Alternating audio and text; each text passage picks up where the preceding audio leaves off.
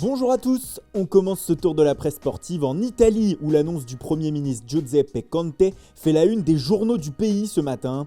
Comme l'écrit le Quotidiano Sportivo ce lundi, le football va reprendre dans la botte avec l'autorisation des entraînements collectifs au sein des clubs professionnels à partir du 18 mai.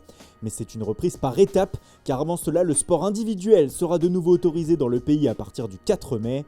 Ce qui ne plaît pas à tous dans le monde du foot, comme le rapporte la Gazzetta dello Sport ce matin. En effet, avec ce lent redémarrage, comme l'écrit le média, le foot se sent désavantagé. Les entraînements collectifs ne pourront reprendre que 2 semaines plus tard, ce qui fait 2 semaines en moins dans la préparation des joueurs, avant une possible reprise des matchs en juin.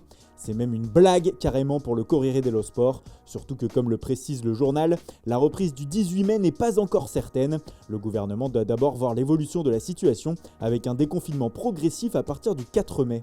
En Angleterre, les idées se multiplient depuis quelques semaines pour une reprise de la Premier League.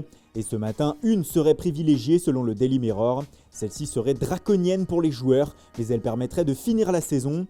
Les membres des clubs, joueurs compris, seraient enfermés dans des hôtels durant plusieurs semaines entre eux, avec aucune possibilité de sortir pour rejoindre leur famille. Et les matchs se disputeraient à une cadence assez élevée.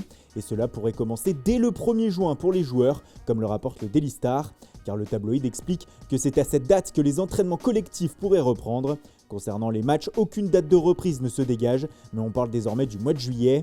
Enfin, le Daily Mail rapporte ce lundi que les clubs de Premier League ont dû appeler leurs joueurs qui ne sont plus sur le sol britannique afin de leur dire de se tenir prêts à rentrer en Angleterre sous 48 heures. En effet, le gouvernement envisage de placer en quarantaine durant 14 jours tout individu arrivant d'un autre pays. Alors avant que la mesure ne s'applique, les clubs espèrent faire revenir leurs joueurs. L'autre information qui fait la une du Daily Mail ce matin, c'est l'affaire Moise Kean. Ce week-end, l'attaquant d'Everton a publié sur les réseaux sociaux des images d'une fête organisée chez lui avec une vingtaine de personnes. Son club s'est dit furieux et la sanction pour ce covidio, comme le surnomme le tabloïd, pourrait être élevée.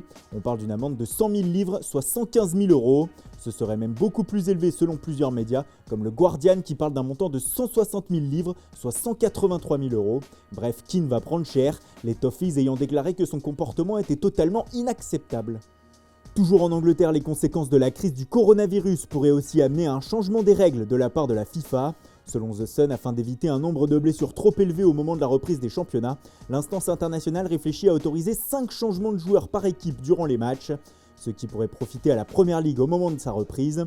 Sur la une du Sun, on parle aussi mercato avec celui de Manchester United et comme le rapporte le tabloïd, les Red Devils, afin de recruter notamment Jadon Sancho et Jack Grealish, ont un plan. Ils se seraient résignés à perdre plusieurs joueurs et à les vendre cet été, comme Marcos Rojo, Jesse Lingard, Andreas Pereira et bien sûr Paul Pogba.